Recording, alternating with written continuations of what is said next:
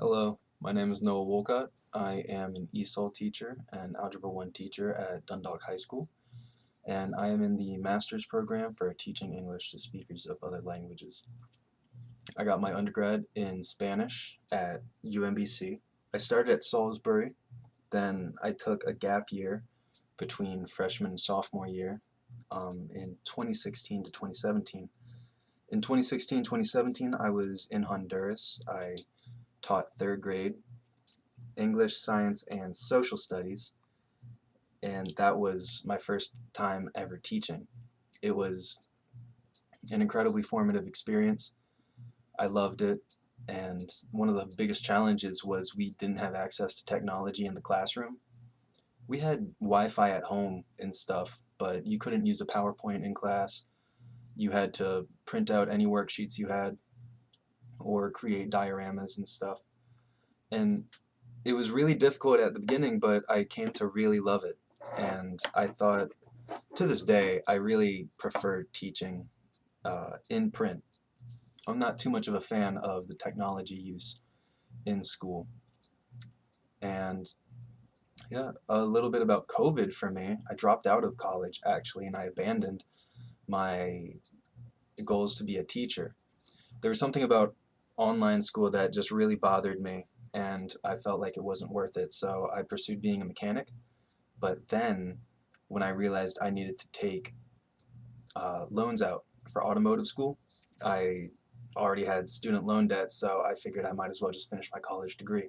And I'm so grateful I did, because I love the career I'm in now at Dundalk, and I love what I'm capable of doing. And with this master's degree, I hope to do it better, because right now it's kind of hard. It's really hard right now. We're all in a stressful situation as teachers.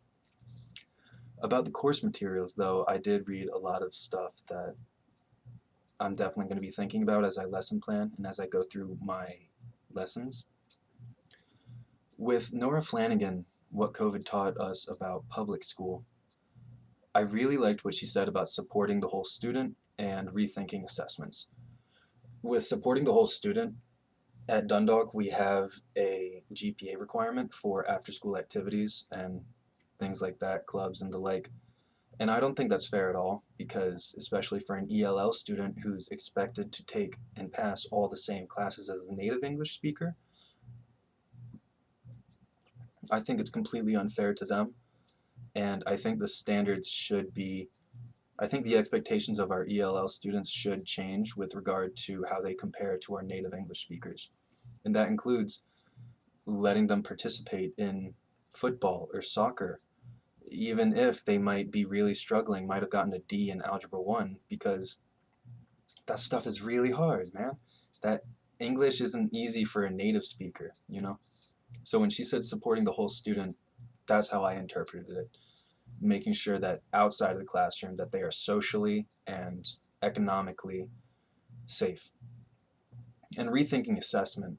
I remember last year my department chair spent 4 out of the 6 months I knew her in testing rooms doing WIDA testing and other standardized assessments for the ESOL kids, and it's completely inefficient, and it spreads everyone thin, and it hurts everybody when that data is just so highly prioritized. It's so silly. I also really loved drop finding the main idea in reading comprehension, because when it had that paragraph of nonsensical gibberish that actually turned out to be a basic cricket uh, situation that made perfect sense to someone from the UK or Australia, that really changed the way I think of comprehension. Because even when I was a Spanish major, I would read a book about, a drama that happened in 1500 Spain, and I could barely understand any of it, but that's not on me because I'm not a Spaniard. I didn't grow up around that culture, nor am I familiar with Spain in the 1500s. So the fact that my comprehension was very low there makes a lot of sense. And I think that's something I want to apply to my classrooms. Making sure every kid has something that appeals to what they're genuinely interested in, and remind them that your education does apply to real life. So, thank you.